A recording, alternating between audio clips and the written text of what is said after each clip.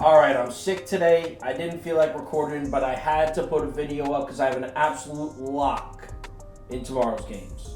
The Source. Welcome to the Source. The Source.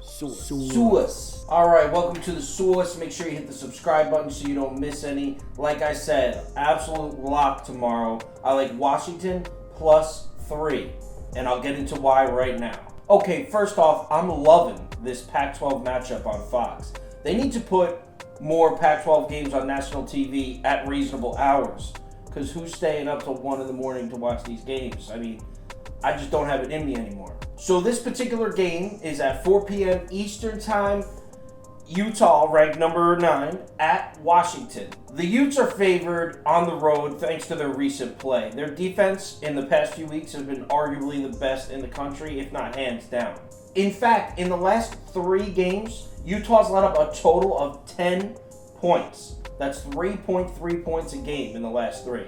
And a couple of them were against pretty formidable Pac-12 opponents. They routed Herm Edwards and Arizona State, and then they beat the hell out of Cal, I think it was 35-0, when their quarterback was nursing an injury. I believe tomorrow's game will be a completely different story. First off, I need to address that Chris Petersen has Kyle Whittingham's number. Those are the head coaches on the teams if you're not following.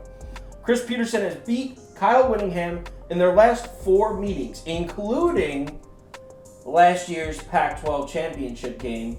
Petersen's Washington Huskies beat the Utes 10-3. Mark my words, the Washington Huskies defense will completely lock down Utah's offensive attack with Tyler Huntley, just like they did last September. Check out the stats from that game. This was last September, Washington versus Utah, Tyler Huntley starting.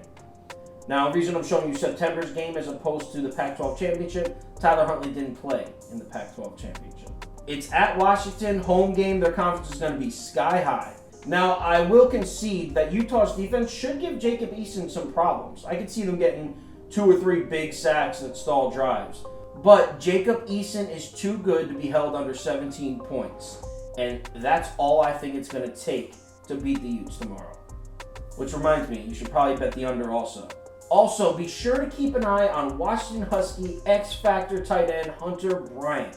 This guy's a weird breed. He's not like 6'5", 6'6", like your prototypical tight ends. He's only 6'2", 240 pounds, but he's a hell of an athlete. This kid is a playmaker.